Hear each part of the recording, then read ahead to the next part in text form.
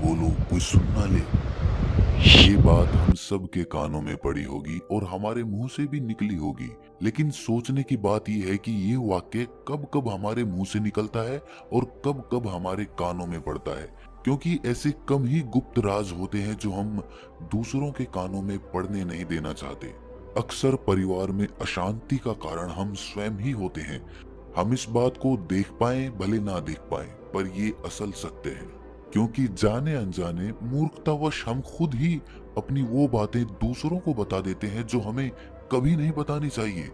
और वही बातें जो जाने अनजाने हमने किसी दूसरे के सामने बता दी थी, वही हमारे दुख का कारण बन जाता है, वही हमारे झगड़े का कारण बन जाता है।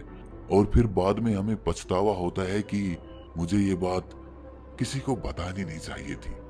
मेरी ही गलती हुई कि मैंने मैंने जाने अनजाने ये बात सभी को बता दी। इसीलिए आज की जो बोध कहानी मैं आपको सुनाने वाला हूँ, उसे सुनने के बाद आपको 7 ऐसी बातें पता चलेंगी जो आपको कभी किसी को नहीं बतानी। ये जो 7 बातें हैं जो आपको किसी को नहीं बतानी, क्यों नहीं बतानी, इसके पीछे का तर्क भी मैं आपको दूंगा। और इन 7 बातों के अलावा अगर आपको लगता है कि कोई बात ऐसी है जो मुझसे छूट गई या मैं नहीं बता पाया, तो कमेंट सेक्शन में जरूर बताना। इससे पहले कि आप इस बोध कहानी में खो जाएं, इस चैनल को सब्सक्राइब जरूर कर लें। तो चलिए कहानी शुरू करते हैं। एक समय की बात है, एक नगर में रिंकू नाम का एक युवक रहता था। वो युवक बहुत गरीब था, कुछ पैसा नहीं था उसके पास। 2 वक्त की दाल रोटी भी बड़ी मुश्किल से उसको नसीब होती थी। किसी काम की तलाश में दिन रात खोज करने पर भी उसे कोई काम नहीं मिल रहा था। फिर एक दिन उसने अपनी पत्नी के सामने अपनी सारी समस्या बता दी। उसने अपनी पत्नी को कहा कि मैं जिस जगह भी काम मांगने के लिए जाता हूँ तो हर कोई मुझे ये कहकर काम नहीं देता कि हमारे यहाँ काम की जरूरत नहीं है। मैं काम की तलाश कर करके थक चुका हूँ। मुझे समझ नहीं आता कि मैं तुम लोगों का पेट कैसे भरूंगा, अपने बच्चों को कैसे पालूंगा, और ये चिंता मुझे दिन रात खाए जा रही है। ये सुनकर उसकी पत्नी ने कुछ सोचकर कहा कि तुम एक आदमी के पास एक बार ही काम मांगने के लिए जाते हो, और जब वो काम नहीं देता तो तुम दोबारा उसके पास जाते तक नहीं हो। अगर तुम्हें उनसे काम लेना है तो तुम्हें हमदर्दी जतानी होगी, तुम्हें उनसे हमदर्दी हासिल करनी होगी, अपनी गरीबी दिखानी होगी, ताकि वो लोग तुम्हारी मजबूरी समझकर तुम्हें काम पर रख लें। इसीलिए शर्म मत करो, उन्हें अपनी मजबूरी बताओ, अपनी गरीबी बताओ, और इसी उपाय से तुम काम पा सकते हो। ये बात रिंकू के मस्तिष्क में बैठ गई और अगले दिन काम मांगने के लिए वो उसी सेठ के पास जा पहुंचा जहां पर वो पिछले दिन काम मांगने के लिए गया था। लेकिन इस बार उसने हाथ जोड़कर उस सेठ से प्रार्थना की, उससे विनती की कि वो बहुत गरीब है और उसे काम की बहुत आवश्यकता है। वो जो कुछ भी उसे देंगे वो उसमें संतुष्ट हो जाएगा, पर कृपया करके मुझे अपने यहाँ काम पर रख ले। उसकी ये हालत देखकर उस सेठ ने उसे अपने यहाँ काम पर रख लिया। वो रोज वहां पर काम पर जाने लगा। अंदर ही अंदर वो खुश तो था कि उसे काम तो मिला, लेकिन उसे वेतन दूसरे लोगों से कम मिलता था। वही काम जो दूसरे लोग कर रहे थे, उन्हें ज्यादा वेतन मिल रहा था और इसे कम वेतन मिल रहा था। जब इस बारे में उसने अपने सेठ से कहा, तो सेठ ने कहा कि देखो भाई, तुम्हें काम की जरूरत थी, मैंने तुम्हें काम दिया। मेरा धन्यवाद करने की बजाय तुम मुझसे शिकायत कर रहे हो, ये कैसी भलमनचाहत है। ये सुनकर रिंकू वहीं पर चुप हो गया। बात कहीं ना कहीं सत्य थी, सच थी। सेठ ने तो उसे उसकी मजबूरी के हिसाब से ही काम दिया था और इसीलिए वो उसे अपने अनुसार ही वेतन देता था। लेकिन धीरे धीरे उसने ये बात अपने सगे संबंधियों और अपने दोस्तों को भी बताना शुरू कर दी कि उसका सेठ कैसा आदमी है और उसे कितना वेतन देता है। समय बीतता रहा और रिंकू पूरी लगन के साथ अपना काम करता रहा। लेकिन अब परिस्थितियां बदलने लगी थी। सेठ अब रिंकू से दूसरे लोगों से ज्यादा काम लेता था और उनसे कम वेतन उसे देता था। ये बात रिंकू के मन को बहुत खलती थी। वो दूसरों से ज्यादा मेहनत कर रहा है और उनसे कम वेतन पा रहा है। इससे उसके आत्मसम्मान को बहुत गहरी चोट पहुंची। अब धीरे धीरे उसका मन अपने काम से हटने लगा। उसका मन काम में लगता ही नहीं था। जाहिर सी बात है कि ऐसी जगह किसका मन लगेगा जहां आदमी को अपने आत्मसम्मान के साथ समझौता करना पड़े। इसीलिए जल्द ही उसने अपना काम छोड़ दिया और वो घर पर आकर खाली बैठ गया। अब उसके पास घर का खर्चा चलाने के लिए भी पैसे नहीं बचे थे। इसीलिए उसने अपने सगे संबंधियों और अपने दोस्तों से सहायता मांगनी शुरू की। लेकिन उसके दोस्त उसके सामने तो उसे दया का पात्र समझते थे, उसे दिलासा देते थे, लेकिन पीछे से उसका मजाक उड़ाते थे। वो कहते कि कितना बेवकूफ है, सेठ ने इतना काम लिया और बेचारे को पैसे भी नहीं दिए। अरे हम इसको पैसे दे दें तो ये कल हमारा भी पैसा वापस कर पाएगा, इसकी ऐसी हालत है, काम तो इसके पास कुछ है नहीं, पैसा कहाँ से लाके देगा। और इसी वजह से रिंकू की हालत दिन ब दिन खराब होती जा रही थी। अब वो दिन रात तनाव में रहने लगा था। वही दोस्त, वही सगे संबंधी जो उसके अपने होने का दिखावा करते थे, वो उसे दया का पात्र समझ रहे थे। उन्हें उसके ऊपर तरस आ रहा था। सब लोग आकर उसे ज्ञान तो बहुत देते थे, लेकिन कोई सहायता नहीं करता था। और अक्सर ऐसा ही होता है, ज्ञान देने वाले तो बहुत मिल जाते हैं, लेकिन मदद करने वाले, उंगली पकड़कर, हाथ पकड़कर आगे चलाने वाले कितने लोग मिलते हैं। एक दिन उसे पता चला कि पड़ोस के गांव में एक बौद्ध भिक्षु आया हुआ है जो बहुत ही ज्ञानी है। रिंकू इतना तनाव में था कि उसे कोई रास्ता नजर ही नहीं आ रहा था।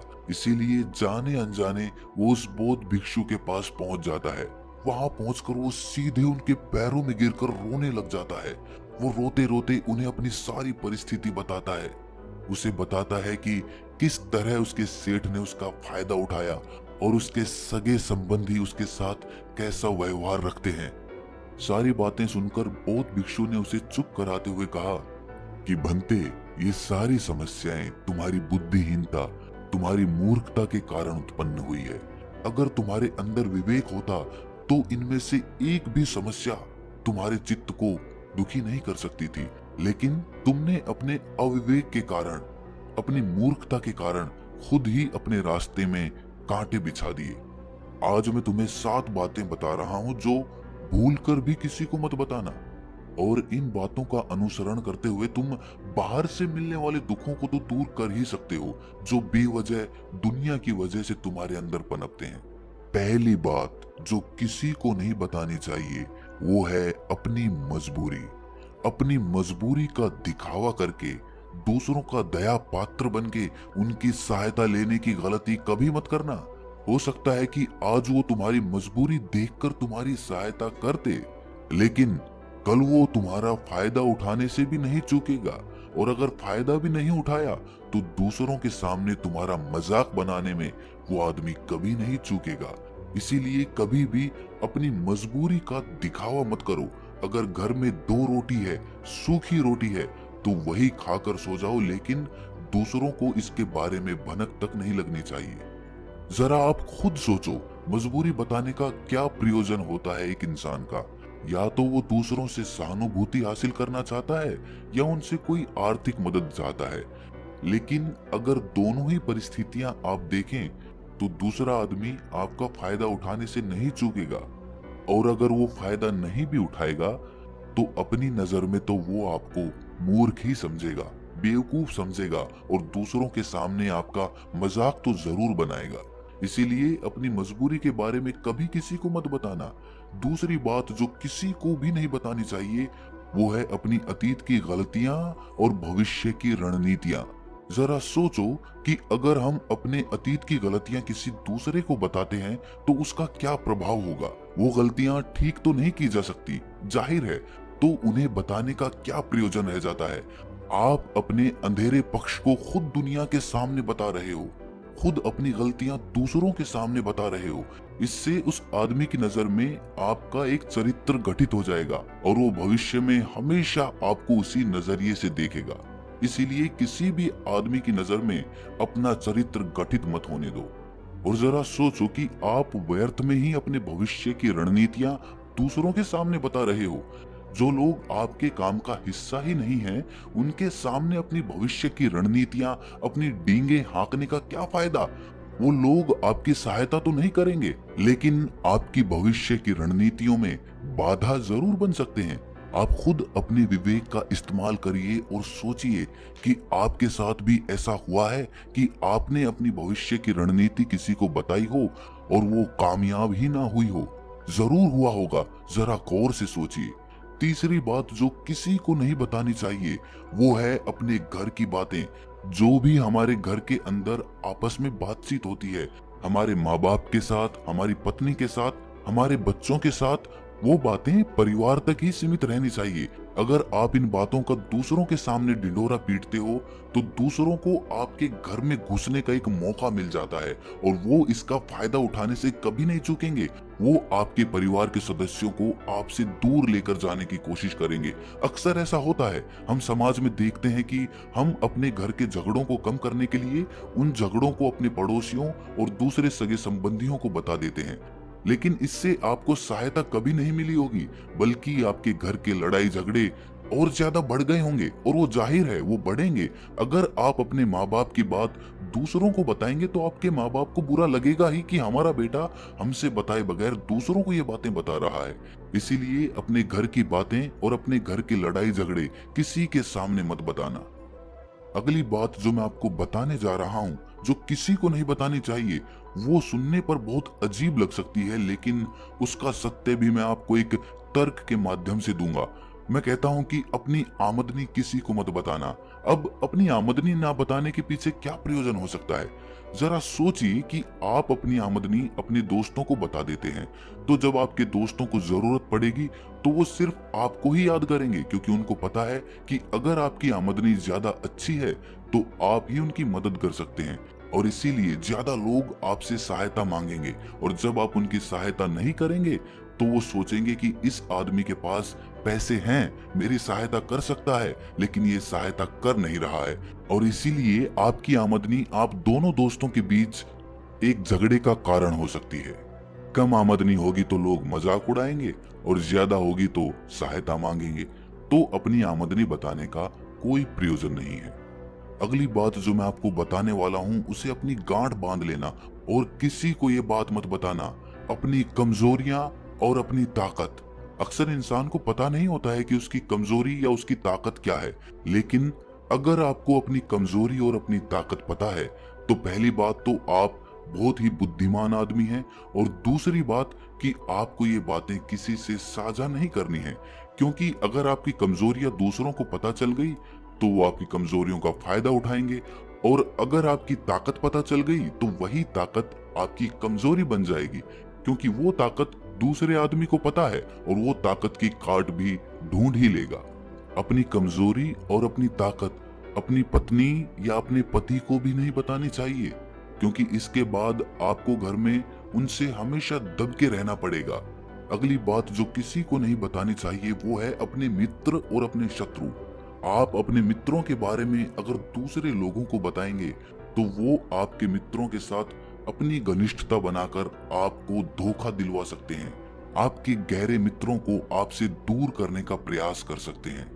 अक्सर आम आदमी ऐसा नहीं करता, लेकिन आपके दुश्मन ऐसा करने की कोशिश कर सकते हैं। और दूसरी तरफ आपके शत्रु का भी किसी को नहीं पता लगना चाहिए, क्योंकि आज जो आपका मित्र है अगर कल वो आपका दुश्मन हो गया तो वो आपके दुश्मन के साथ ही मिलकर आपको परास्त कर सकता है, आपको धोखा दे सकता है। इसीलिए अपने सबसे अच्छे दोस्तों को भी अपने दुश्मन के बारे में कभी मत बताना। अगली और आखिरी बात कहना चाहता हूँ कि जब तुम दान करते हो तो दान के बारे में भी किसी को मत बताना, नहीं तो दान करना व्यर्थ हो जाता है, बेकार हो जाता है। जब आप अपने दान का ढिंढोरा पीटते हो तो आप ये बता रहे हो कि मैं कितना बड़ा दानी पुरुष हूँ, और ये आपके अंदर एक अहंकार निर्मित करेगा। इसीलिए दान गुप्त रूप से किया जाए उतना ही अच्छा होता है, उतना ही फलदायी होता है। जब आपका बायां हाथ दान कर रहा हो तो दाएं हाथ को भी ना पता चले कि बायां हाथ दान कर रहा है। ये 7 बातें जो बौद्ध भिक्षु ने रिंकू को बताई, इनमें संसार के सभी सिद्धांत छिपे हुए हैं। इन बातों का अनुसरण करते हुए आप अपने घर में सुख शांति बना सकते हैं और घर के झगड़े हमेशा के लिए दूर कर सकते हैं। आप इन बातों के बारे में अपने विवेक से भी सोचेंगे तो आपको ये बातें सच मालूम पड़ेंगी। और हमारा कहानी सुनाने का मकसद यही है कि आपका विवेक जागृत हो, आप खुद उन बातों के बारे में सोचें जो हम आपको बता रहे हैं, और अगर हम गलत हैं तो आप कमेंट सेक्शन में वो बात जरूर बताएं जिस पर हम गलत हैं। और इनके अलावा भी अगर आप कुछ जानते हैं तो उन बातों को भी कमेंट सेक्शन में जरूर डालें। तो दोस्तों कैसी लगी आपको ये कहानी कमेंट सेक्शन में जरूर बताना, और अच्छी लगी तो इस चैनल को सब्सक्राइब जरूर कर लेना। तो मिलते